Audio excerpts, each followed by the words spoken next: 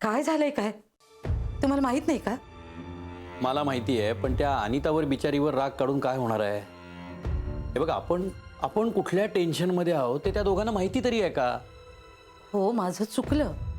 मी अनितावर इतकं चिडायला नको होतं, पण मी तरी काय करू? तो विचार जातो का डोक्यातून? हे बघ, काहीतरी मार्ग नक्की निघेल.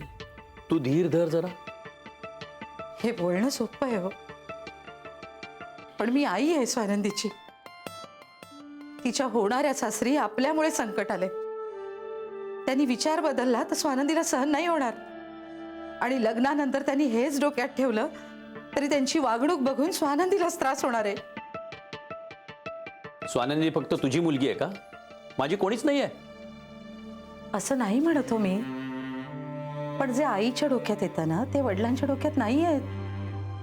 ठीक आहे, सांगितलंस ना तू, मी लक्षात ठेवीन आता. तसं म्हणायचं नव्हतं हो मला.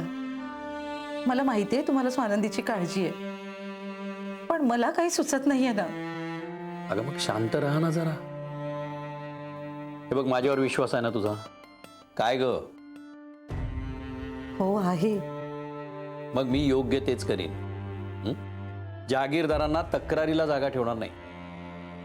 देशपांड्यांना सांगितल्यामुळेच आपलं नुकसान भरून निघालंय असंच वाटेल त्यांना. त्यांना नुकसान भरपाई मिळेल ना? नक्की होईल. आणि स्वानंदीला या प्रकरणाची झळही लागणार नाही. बिलीव्ह मी. आणि प्लीज आता रडू नकोस.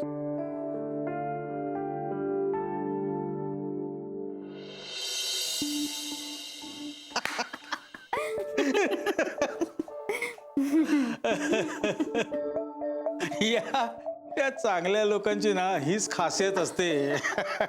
जरा डोळ्यात पाणी आणलं, गळा दाटून वगैरे आल्याचा अभिनय केला ना की लगेच विरघळतात. तू तर काय त्यात तरबेज आहेत म्हणा. पण तुम्ही काय कमी नाटकं करत होतात का त्या वच्ची मावशीच्या घरी आणि देशपांड्यांच्या समोर? कुणी बघितलं असतं ना तुम्हाला तर म्हणाल असतं, अगं बाई किती भोळा आहे ग हा माणूस. अगं या लोकांना बाटलीत उतरवायचं म्हणजे हे सगळं करावंच लागतं. करेक्ट. या वच्चे मावशी स्वतःला स्मार्ट आणि हुशार समजतात, आणि ते वसंत देशपांडे